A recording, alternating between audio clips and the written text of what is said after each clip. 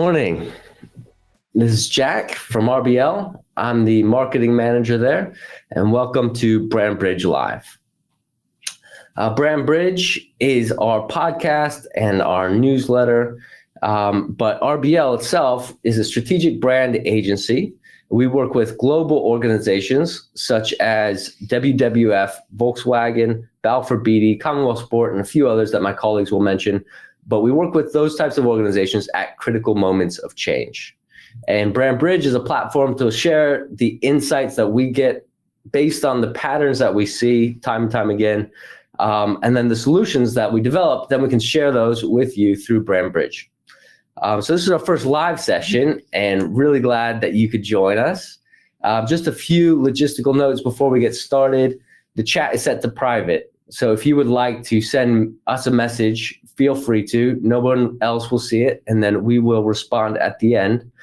We've got a Q&A time slot at the end of the conversation. So if you ping me through your questions, we'll get to those at the end.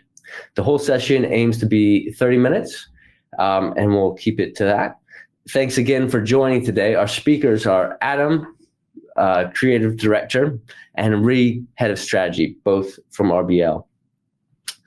And today we're going to talk about the Greenhushing Report, which we have just, is not even released. It will be released next week.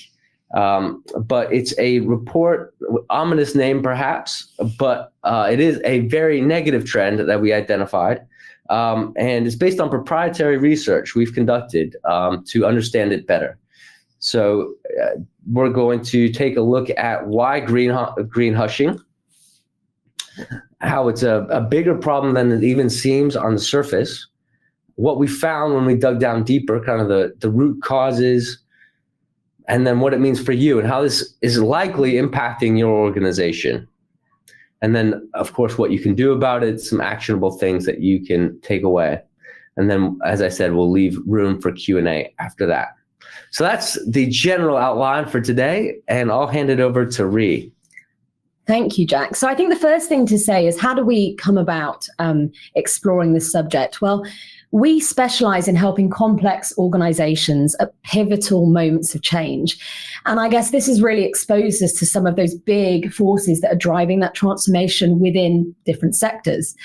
Right now, many of the brands that we work with are traditionally energy intensive. They're industrial businesses, and they're looking to pivot to more sustainable solutions. So if you like, they're the ones who are powering the transition. A great example of this would be HR Wallingford that you see at the top there. So this is an organization looking to prove that big engineering can make that transition, from natural gas terminals to offshore wind farms. But we also work with organizations that are looking to get ahead of this ever-expanding crisis in front of them. So those might be organizations, progressive conservation brands, innovation, environmental organizations. So London, another great example of an organization like that. So they wanted to move from being seen as dealing with waste and recycling to actually defining the new circular economy in London. So through the course of these projects, we've seen huge changes sweeping through business. And really, we've noticed the impact that's been caused professionally and personally for many others. So we'll share some quotes now just to bring that to life. So what you can see here is that this just brings to life everything I've just said. Every client is really facing their own challenges with these big issues. So it could be about defining new markets. It could be the fact that they need to be more intrinsically innovative and agile to deal with these challenges. It could be about the fact that they need to take employees on a journey with them. But time and time again, despite the fact that the challenges might be different, we've heard similar stories of anxiety, stories of apprehension, of worry and fear. And this is really what we would say stories of greenhushing. So we decided we would set about going to find out more about this subject. And to really be able us to help our clients, we wanted to be able to understand what is everyone afraid of? Why are they afraid of it? Is it the shock of something new? Is it the change of anxiety? Is it fear of the unknown? Are there common themes? Or is everyone just stuck in their own personal nightmare? So from the research research we've undertaken, we do think there is a pattern. We're going to share that pattern with you today. And vitally, we think there is a way to break that pattern. So the slides that you're going to see in front of you here demonstrate who we've spoken to through this research. So we've tried to focus on those who we think are most at risk of greenhushing. And as you can see, this has led to a really lovely split. We've got energy, engineering, construction, manufacturing sectors, people who work within those sectors. We've got a lot of large organizations represented here, but we also have a nice representation of small and medium businesses too. So first big, bold headline. Our research has told us that that the fear of greenwashing accusations is real. Okay, 2/3 of industrial companies surveyed stated that they were afraid of being accused of greenwashing. It's quite big. And you think, with the amount of time and energy and column inches that are dedicated to instances of greenwashing, you might expect that some of the industries are actually taking a really cavalier approach. Maybe they're firing off communications or claims without care. But our research refutes this. It proves that the fear of being accused of greenwashing is very real and it's widespread. So despite the backdrop of some of today's headlines, if any of you have read today's headlines, particularly The Guardian, stating that, we're actually burning more fossil fuels than ever, 93% of the organizations we spoke to state that they are making good progress. They believe they're making progress towards their net zero goals. But I think what's important to say here is clearly progress alone doesn't create confidence. This isn't about what's being actually achieved. This is about how people feel about it. It's about their confidence to communicate about it. In industrial businesses, you've got lots of technical people, brilliant people who are innovating, who are looking to engineer their way out of solutions. But this isn't an issue you can just engineer your way out of. You can't engineer your way out of greenhushing. So this is further reinforced by the reported confidence levels among the communications and sustainability professionals that we surveyed in these industries. So these professionals are rating their own confidence levels or their own confidence or chance of successfully communicating about net zero at only 55%. 55%, that's like a toss of a coin, right? So would you risk damaging your company's reputation on the flip of a coin, or even indeed your own reputation if you're a sustainability professional? All of the clients that we deal with are capable, they're confident, there's brilliant people at the heart of them, but they are really, really struggling with this issue. And our research really proves that. All of the brands that we deal with are making important progress towards net zero, but they're struggling with this issue. So in both cases, that's because greenhushing is caused by a lack of confidence, not a lack of progress. And at a time when we most need leadership towards net zero to enable collaboration, innovation, and success, the fear of greenwashing is driving silence. And silence isn't just keeping quiet. It's an absence of standing up, speaking out, showing the way. Taking the lead like this is so important because it builds your brand authority, it drives your progress, and it powers your performance. And yet 36% are keeping quiet. Okay. It's through these wider impacts and secondary effects that greenhushing causes the most damage. Our respondents agree. It's a real danger with real consequences. A massive 80% indicating that they thought greenhushing was the bigger danger to progress than greenwashing. And 71% think the public could benefit from knowing more. Okay. So while we can't engineer our way out of greenhushing, we do have levers we can pull. 79% aren't communicating their full progress towards net zero. So they're saying that this is a bigger danger than greenwashing is greenhushing, but they aren't communicating their full progress. This is just fueling the doom loop. So everyone's thinking, oh, the problem's too big. No one else is taking action. So why should we? Nothing I do will make a difference on my own, and so on and so forth. It's vital we communicate every inch of progress to shift that narrative. No, sorry, back one.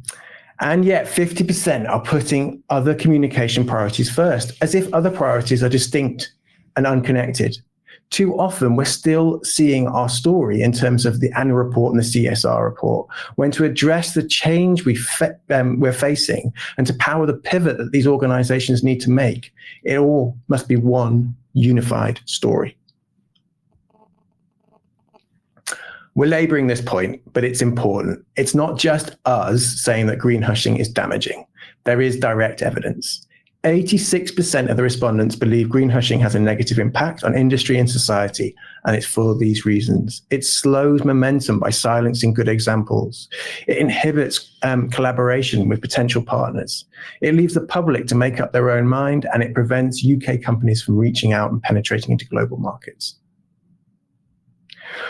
So we said at the start that we think there is a pattern to greenhushing. And this is the start of it. We're going to explore it more in a minute, but this is the start of it. The real doom loop in all its glory. Well, the internal side anyway.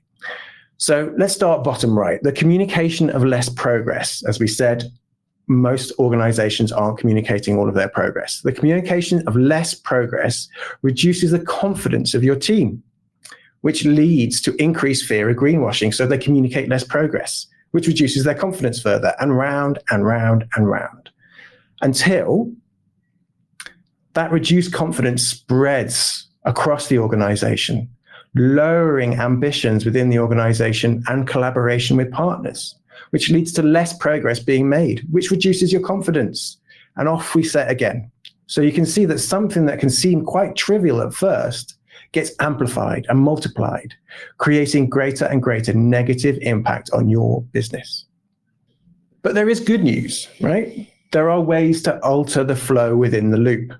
The right-hand internal side are all factors that can be influenced by brand and communications. If you give your team the right story to tell and better tools to tell it, that increases confidence. And once you flip that switch from negative feedback to positive feedback, your doom loop becomes a cycle of success. A more confident team with less fear of greenwashing, so they communicate more progress and become more confident and raise their ambitions and make more progress. Getting your brand and communications right really is a competitive advantage in the fight against greenhushing. And increased confidence isn't just good for progress, it's good for business. Businesses with a strong sustainability story at their heart outperform their competitors by nearly 3% a year, every year. That's part of a big study that's been taken by Harvard. And it's also outperform their competitors. So this isn't about green business or not green business. It's about how we treat the green elements within business. And then beyond that, another advantage it brings is shortening the adoption curve. So when we're trying to introduce new technologies, that's vital, right? The rate at which new technologies are adopted follows a well-defined trend, a mathematical S-curve. In general, these S-curves have gotten shorter and shorter for new technologies as the last century has progressed. One of the key drivers for this, faster, better communications across more channels, aiding penetration of ideas and approaches and therefore uptake. So let's think of an example right now. Battery electric vehicles, they're entering the acceleration phase of their S-curve, okay? And we're going to explore in a minute why and how they've got there. So if we just move on. Brand, product, and technology adoption, they all follow this same curve. It's well understood, and here you can see it in more detail. You can see the mechanics of adoption, and that there is a key tipping point. So early adopters, and when we can put percentage on it, early adopters, they once you get up to that level, once you've saturated that market, which we know is 12.5% of your overall market, those early adopters, they help transform your adoption into something that's self-sustaining. It takes on a life of its own. It takes over the market. So we've highlighted the tipping point here, where the early adopters are all on board with enough critical mass to drive the shifts in infrastructure and markets that enable acceleration towards saturation. But if we go one more confident and consistent communication, getting your message out there further, faster, captures those early adopters at an accelerated rate, generating the momentum to power your technology ahead of the competition. But just because we know how to counteract greenhushing doesn't mean the danger of greenwashing isn't real. You should still take sensible precautions, following the right advice to avoid greenwashing. So this is Gillian. She's one of our clients. She's from the Global Head of Corporate Communications at OCI, who we'll talk about more in a minute or two. And when we discussed greenhushing with Gillian on our recent episode of our podcast, she had some great advice. Stay in your lane. Concentrate on your own claims and progress. That's where you have all the information, and that's where you can make a difference. Again, there's loads more practical advice in the report that's coming, but just one more thing that she pointed us towards was the Competition and Markets Authority Green Claims Code. All of your claims should be truthful and accurate, unambiguous, without omission of important information. Any comparisons should be meaningful and fair, substantiated with evidence, and consider the full product life cycle. Okay, so you've heard the outcomes, the insights from the report. And as Adam said, please go and read the full report because there's so much in there. But those are the highlights to take you through. But what are our recommendations? What are the kind of steps that you can take? So Adam's just talked about one of those. There are some tactical, simple, essential steps, if you like, that you can take.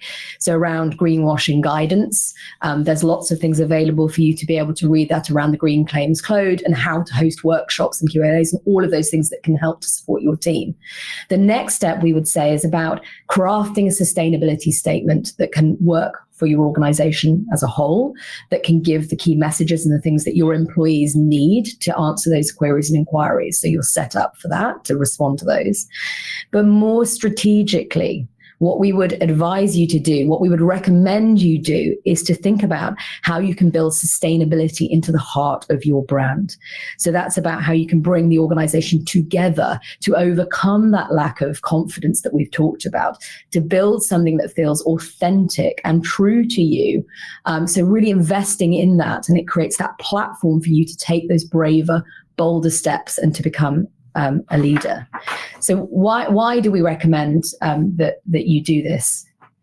So the reality is that a business, and we know this very true from all of our clients, a business without a clear story at its heart is a business that just pulls in different directions, right? It has reduced impact. There's siloed working. Everyone's doing their own thing. Might be great things, but they're doing their own thing.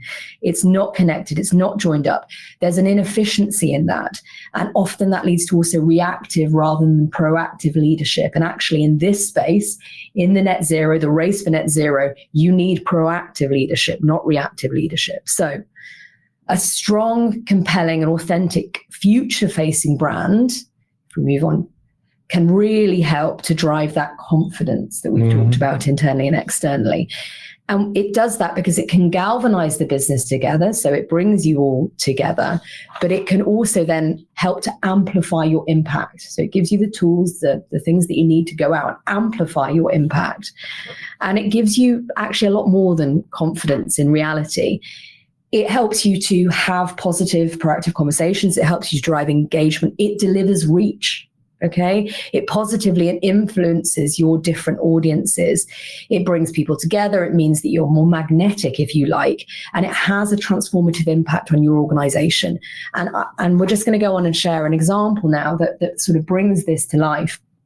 So OCI Global, a traditional chemical manufacturing business. So one of the world's leading producers of nitrogen. So embedded in lots of critical value chains. They acquired a strategically significant low carbon portfolio that actually put them in the perfect position to pivot. Right, to a bold decarbonization strategy. They were actually at the forefront of leading the way in the energy transition, but they weren't aligned on how to effectively communicate that. and therefore they weren't able to really capitalize on that opportunity. Their brand was a sleeping giant, and they hadn't really invested in thinking about how to communicate all of that ambition, that entrepreneurial spirit, that desire for change into their brand. So we worked with their leadership team really intensively to really align them around their new purpose and their vision that had a sustainability heart and soul to it. And we got them to really think about and understand what their place was in the world, what change were they trying to drive.